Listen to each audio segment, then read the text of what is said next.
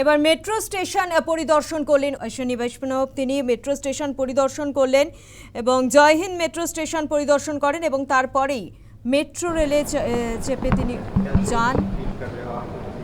Metro station পরিদর্শন করেন অশ্বিনী বৈষ্ণব।